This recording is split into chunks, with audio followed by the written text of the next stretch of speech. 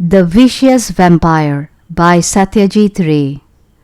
I have always harbored an intense dislike for bats. Whenever a flittermouse flits into my room in the house in Calcutta, I feel obliged to drop everything and rush out of the room.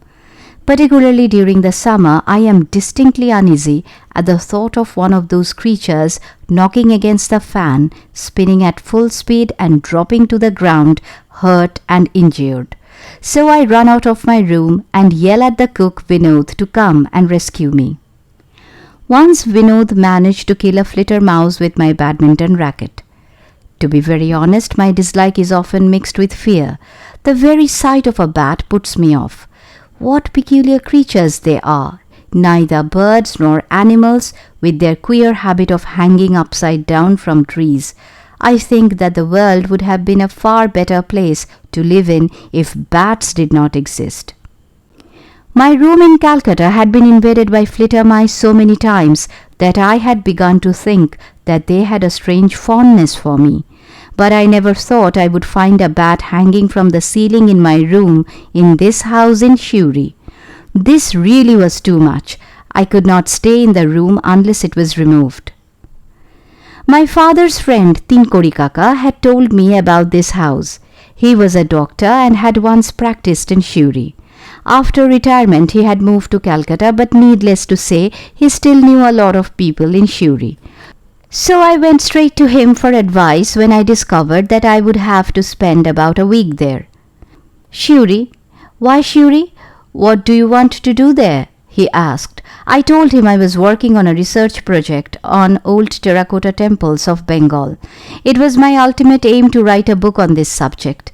There were so many beautiful temples strewn about the country, but no one had ever written a really good book on them. Oh, of course, you are an artist, aren't you? So your interest lies in temples, does it? But why do you want to limit yourself just to Shuri? There are temples everywhere. Shurul, Hetampur, Dubrajpur, Fulbera, Birshinghpur, but perhaps those aren't good enough to be written about. Anyway, Tinkori Kaka told me about this house. You wouldn't mind staying in an old house, would you? A patient of mine used to live there. He is now shifted to Calcutta, but I believe there is a caretaker in Shuri to look after the house. It's a fairly large place. I don't think he'll have any problem, and you wouldn't have to pay anything either. I snatched this man back, so to speak, from the jaws of death as many as 3 times. He'd be only too pleased to have a guest of mine stay in his house for a week. Tinkori Kaka was right. There was no problem in getting to the house, but the minute I got off the cycle rickshaw that brought me from the station and entered my room, I saw the bat. I called the old caretaker. What's your name? Madhusudhan. I see. Well then, Madhusudhan, is Mr. Bat a permanent resident of this room, or has he come here today to give me a special welcome? Madhusudhan looked at the ceiling, scratched his head and said, I hadn't noticed it, sir. This room usually stays locked. It was only opened today because you were coming. But I cannot share a room with a bat. Don't worry about it, sir. It will leave as soon as the sun goes down.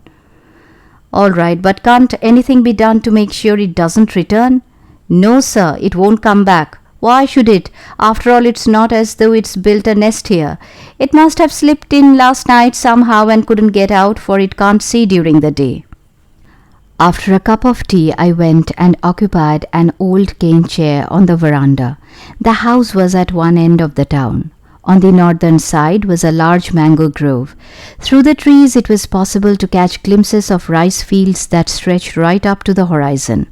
On the western side was a bamboo grove, and beyond it the spire of a church stood tall.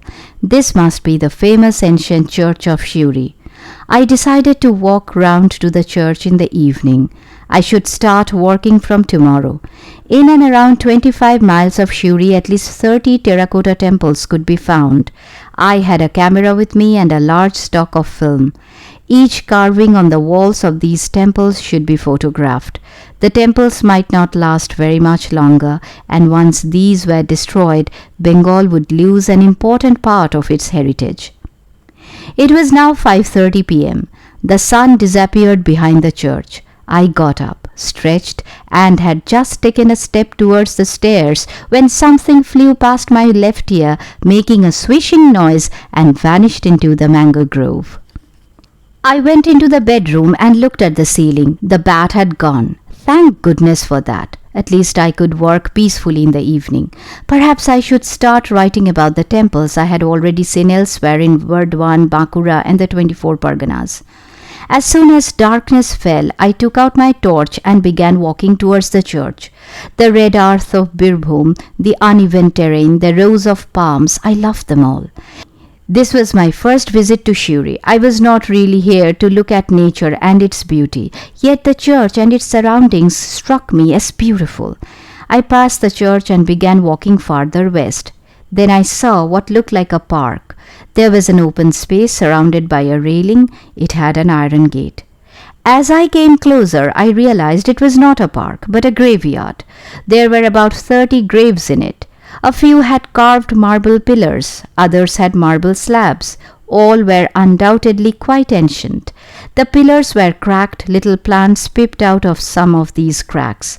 The gate was open. I went in and began trying to read some of the hazy, indistinct epitaphs. All were graves of Britons, possibly those who had died in the very early stages of the Raj, as a result of some epidemic or the other. One particular marble slab seemed to have a slightly more legible inscription. I was about to switch the torch on to read it when I heard footsteps behind me. I turned around quickly. A short, middle-aged man was standing about 10 feet away, smiling at me. He was wearing a black jacket and grey trousers. There was an old patched-up umbrella in his hand. "You don't like bats, do you?" I started. How did this stranger know that? The man laughed. "You must be wondering how I found out. Very easy. When you were telling the caretaker to drive the bat away this morning, I happened to be in the vicinity." "Oh, I see." Now the man raised his hands in a namaskar. "I am Jagdish Percival Mukherjee. My family has lived in Shuri for a long time. 4 generations, you know.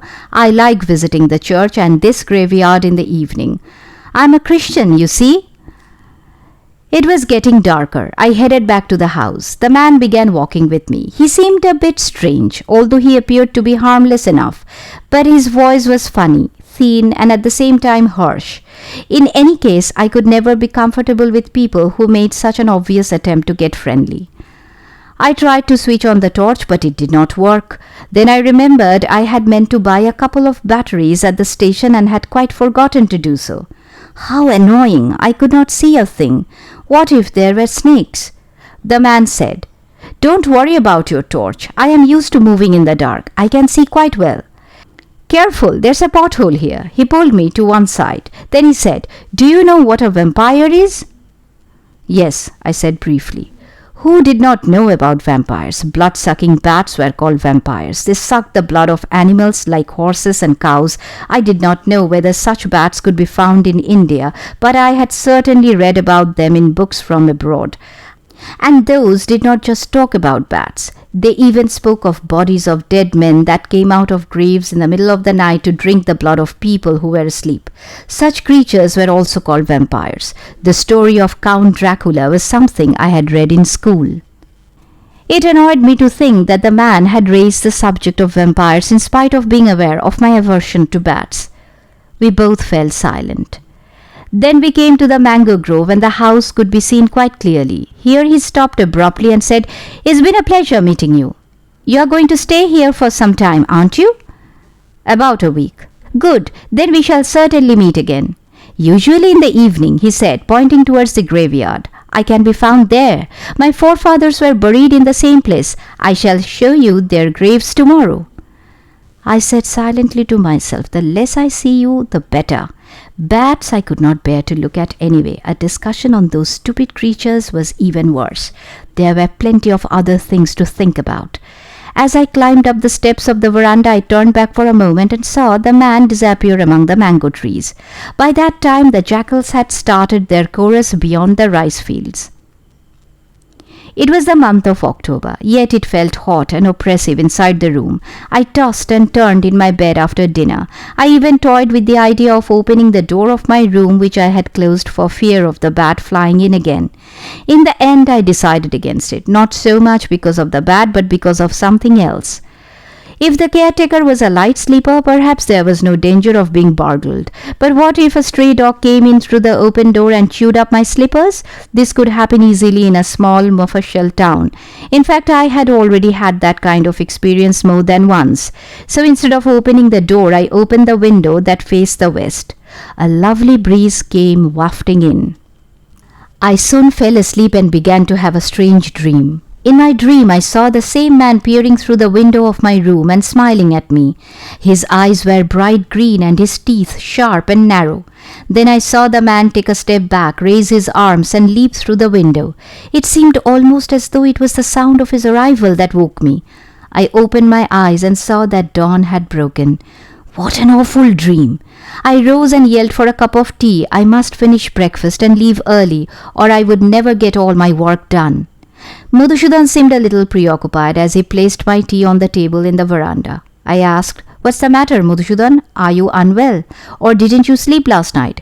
Madhu said, "No, Babu, I'm quite all right. It's my calf." "What happened to your calf?" "It died last night. Got bitten by a snake probably." "What?" "Yes, sir. It was only a week old. Something bit its throat. God knows if it was a cobra." I began to feel uneasy. Bitten on the throat? What did I... Of course, a vampire bat. Wasn't it only yesterday that I was thinking of the same thing? Vampire bats did suck blood from the throats of animals. But of course the calf might indeed have been bitten by a snake. That was perfectly possible, especially if the calf happened to be sleeping. Why was I trying to link the death of a calf with vampire bats? I uttered a few words of comfort to Madhusudan and returned to my room. My eyes moved towards the ceiling involuntarily. The bat was back. It was my mistake. I should not have left the window open. I decided to keep all the doors and windows closed tonight, no matter how stuffy it became. I spent a rather enjoyable day among the old terracotta temples. The workmanship of those who had done the carving on the walls was truly remarkable. I took a bus from Hitampur and returned to Shuri at about 4:30 in the evening. I had to pass the graveyard in order to get home. The busy day had nearly made me forget the man I had met the day before. The sight of the man standing under a tree just outside the graveyard therefore came as a surprise. Perhaps the best thing would be to pretend not to have seen him and walk on. But that was not to be. Just as I bent my head and increased the speed of my walking, he leapt towards me. "Did you sleep well last night?" I said yes without stopping, but it was clear that like yesterday he would walk with me. He began walking fast to keep pace with me. "I have a funny habit, you see," he said. "I cannot sleep at night. So I sleep tight during the day and from evening to early morning. I roam around here and there. Oh, I cannot explain to you the joy of walking around at night. You have no idea how many different things are simply crying out to be seen, to be heard in this very graveyard. Have you ever thought of these beings that have spent years and years lying under the ground stuffed in a wooden box? Have you wondered about their unfulfilled desires? No one wants to stay a prisoner. Each one of them wants to come out, but not many know the secret of getting out. So in their sadness, some weep, some wail, and others sigh. In the middle of the night, when the jackals go to sleep and the crickets become quiet, those who have sensitive ears like mine can hear the soft moaning of these people nailed into a box. But as I told you, one would have to have very sharp ears. My eyes and ears work very well at night, just like a bat's." I must ask Madhusudan about this man, I thought. There were a few questions I wanted answered, but I knew there would be no point in asking the man. How long had he really spent in Shuri? What did he do for a living? Where did he live? He continued to walk beside me and talk incessantly. "I don't often make the effort to go and meet people," he said, "but I simply had to come and meet you. I do hope you don't deprive me of the pleasure of your company for the remainder of your stay." This time I could not control myself. I stopped, turned towards the man and said rather rudely, "Look, mister, I have come only for a week. I have a vast amount of work to do. I don't see how I can possibly spend any time with you." The man at first seemed a little crestfallen at my words. Then he smiled and said in a tone that sounded mild yet oddly firm, "You may not give me your company, but surely I can give you mine. Besides, I was not talking about the time when you'd be busy doing your work. During the day, that is." There was no need to waste any more time with him. I said namaskar abruptly and strode towards my house. Jagdish Mukherjee, I don't think... Oh, wait a minute. Is he short? Wears a jacket and trousers. Is a little dark. Yes. Oh, Babu, that man is crazy, quite mad. In fact, he has only recently been discharged from the asylum. They say he is now cured. How did you come across him? I haven't seen him for ages. His father was a priest called Nilmani Mukherjee. A nice man, but I believe he too went quite cuckoo before his death. I did not pursue the matter. All I said was that bat had come in again. But it was entirely my fault. I had kept the window open. I hadn't realized some of its grills were broken. Madhu said, tomorrow morning I shall have those gaps filled. Perhaps during the night you should keep the window closed. After dinner, I finished writing notes on the temples I had seen that day. Then I loaded my camera with a new roll. Glancing out of the window, I saw that the clouds of last night had cleared, leaving everything awash in the moonlight. I went and sat outside on the veranda for a while and returned to my room at around 11 p.m. Then I drank a glass of water and finally went to bed. Jagdish Mukherjee's words were still ringing in my ears. No doubt in this scientific age, his words were no more than the ravings of a madman. I must find out which asylum he had gone to and which doctor had treated him. The clouds, having dispersed the oppressive feeling of the night before, had gone. Keeping the window closed was not difficult. In fact, that night I had to use the extra sheet I had brought. I fell asleep soon after closing my eyes, but I woke a little while later, though I could not tell the time nor what it was that had disturbed my sleep. Then I saw a square patch of moonlight on the wall and my heart lurched. God knew when the window had opened. Light was coming in through the open window. In that patch of light I saw the shadow of something flying in a circle again and again. Holding my breath carefully, I turned my head and looked up. This time I could see the bat. It kept flying in a circle right over my head and slowly began to come down. I mustered all my courage. It would be disastrous if I lost my willpower at a moment like this. Without taking my eyes off the bat, I stretched my right hand towards the bedside table and picked up my large hard-bound notebook. Just as the bat made a final swoop ready to attack my throat, I struck its head with the notebook using all my strength. It went shooting out of the window, knocking once against the broken grills and landed on the ground outside. The next instant I thought I heard someone running across the ground. I rushed to the window and peered out. Nothing could be seen. There was no sign of the bat. I could not go back to sleep after that. The first rays of the sun in the morning wiped out the horrors of the night. There was no reason to assume that the bat was a vampire. Yes, it had certainly come very close to me, but how could it be proved that it had done so with the intention of sucking my blood? If that weird character in the graveyard had not raised the subject of vampires, I would not even have dreamt of it. A bat in Shuri would have struck me as no different from a bat in Calcutta. I decided to forget the whole thing. There was some work to be done in Hetampur. I finished my cup of tea and left at around 6:30. As I approached the graveyard, I came upon a startling sight. A few local people were carrying Jagdish Mukherjee. He appeared to be unconscious and his forehead had a large black bruise. "What happened to him?" I asked. One of the men laughed. "Fell down from a tree probably," he said. "What? Why should he fall from a tree? What could he have been doing on a treetop?" "You don't know, Babu. This man is totally mad. He seemed to have made a slight recovery lately. Before that, every evening as soon as it got dark, he used to go and hang upside down from trees, just like a bat."